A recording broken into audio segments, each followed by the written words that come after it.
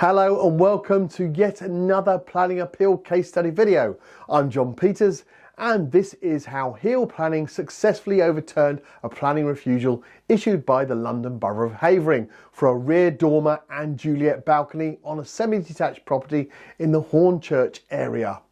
The homeowner initially approached us for a free, no-obligation consultation where one of our specialist planning appeal assessment officers reviewed the refusal and confirmed that the case had grounds to appeal. After receiving a detailed written proposal outlining the process and prospects of success, the client instructed Hill Planning to proceed. The original planning application had been refused by Havering Council on the basis that the rear dormer appeared excessively bulky, out of scale with the dwelling and harmful to the visual amenity of the surrounding area. The council concluded that the development conflicted with their local plan policies and their residential extensions and alterations supplementary planning document. However, once the case progressed to the planning inspectorate, a far more balanced assessment took place. A planning inspector attended the site in April and considered the appeal in detail before issuing the final decision in October. One of the inspector's key observations was that the dormer was not visible from the main street scene, largely hidden by the existing gable-roofed form and the property's side extension. Because of this, the character of the wider road remained completely unaffected.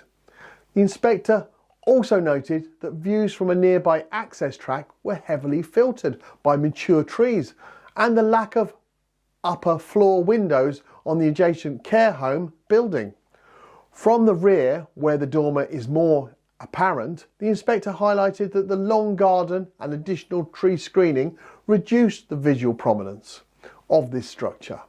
Although the dormer was acknowledged as occupying a large proportion of the rear slope, the inspector also recognised that similar flat roof dormers existed elsewhere in the surrounding area, meaning this type of extension was not out of character.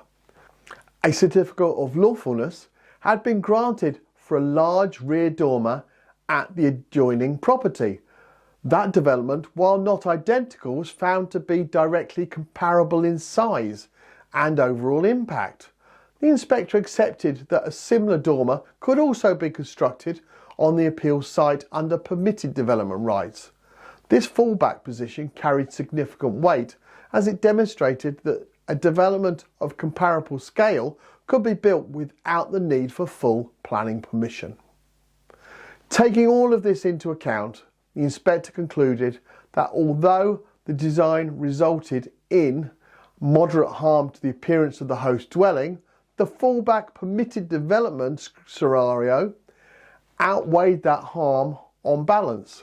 The appeal was allowed and planning permission was granted.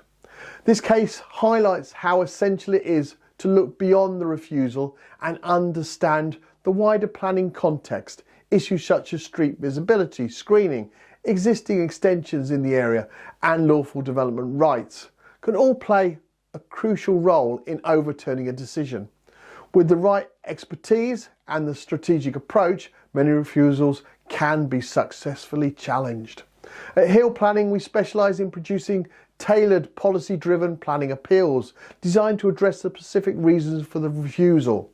If you've received a planning refusal and want to know whether you have a case to appeal, we offer a free, no-obligation assessment with no obligation to proceed. Simply complete our online inquiry form at www.planningappealsuk.com and a member of our planning appeal assessment team will review your case and advise you on your options. Thank you for taking the time to watch this planning appeal case study video, and I look forward to producing another one very soon. Bye for now.